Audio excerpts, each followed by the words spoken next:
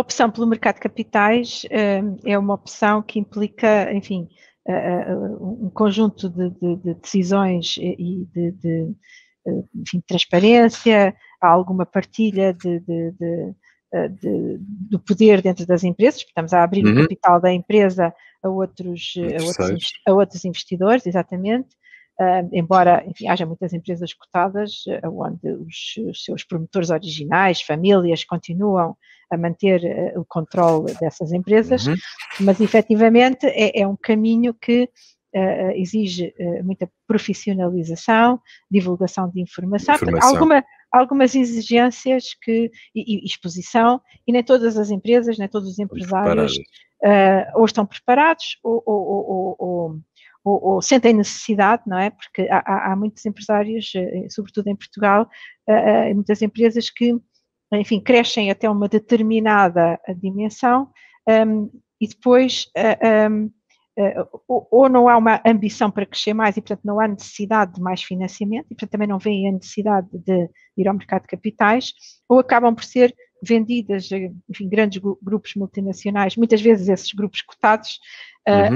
e, portanto, perdem, digamos assim, a oportunidade de se manterem independentes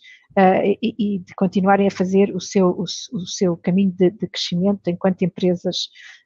autónomas e enquanto empresas portuguesas. Aliás, eu digo muitas vezes, em muitas sessões que faço com muitos empresários, que muitas vezes têm aquela percepção de que eu vou para o mercado e perco o controle, e é exatamente o contrário, não é? O mercado dá a possibilidade aos empresários, aos empreendedores, de manterem o controle. Veja-se os casos da Google, Amazon, etc., onde os promotores originais continuam a controlar essas empresas e de irem buscar capital que lhes permita crescer e continuarem o seu projeto, a sua visão e materializarem aquilo que provavelmente foi o sonho com o qual constituíram aquela empresa. Dito isto, isto não é um fenómeno exclusivamente português. O número de empresas face à dimensão da economia, também na Europa, até mesmo nos Estados Unidos, diminuiu significativamente, embora a dimensão média das empresas cotadas tenha aumentado também significativamente. Nós, por exemplo, em relação ao PIB, se fizermos a capitalização bolsista das empresas cotadas em relação ao PIB português e compararmos com há 20 ou 30 anos atrás, esse rácio até é ligeiramente superior. O que aconteceu foi que houve muitas fusões e aquisições, houve empresas que efetivamente saíram, mas as que ficaram são hoje em dia empresas muitíssimo, em geral, muitíssimo maiores. E isto aconteceu também nos outros mercados. Depois, há aqui outros efeitos que são externos ao mercado, que têm a ver com as fontes de financiamento alternativas. As empresas têm tido, nos últimos anos, fontes de financiamento alternativas muito abundantes, que não tinham, ou que tinham menos, digamos assim,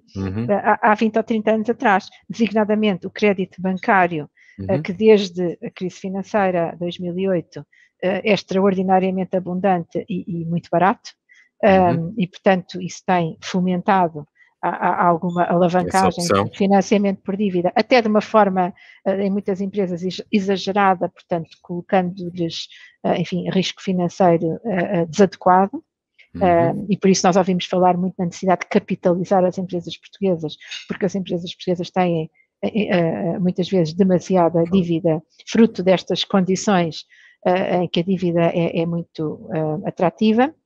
E depois há o chamado capital privado, que tem diversas formas, desde do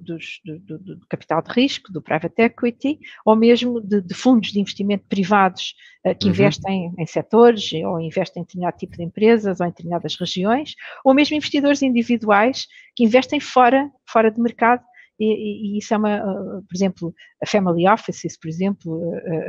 gestores de patrimónios familiares, por exemplo, que também investem muito fora de mercado, e isso é toda uma realidade que se tem desenvolvido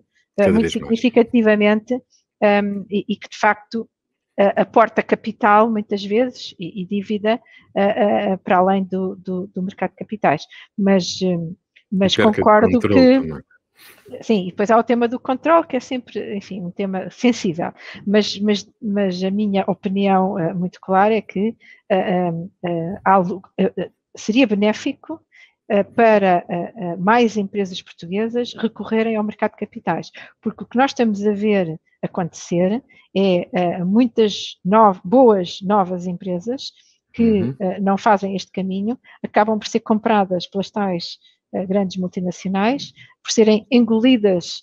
por essas grandes multinacionais e passado alguns anos já não são nem portuguesas, já não existem, já não são portuguesas e já não têm lá muitas vezes nenhum português a trabalhar ou a gerir e o valor acrescentado, entretanto, passou a ser gerado noutra parte do mundo. Portanto, o mercado também tem essa vantagem que é preciso perceber, porque permite ancorar também as empresas no seu país de origem.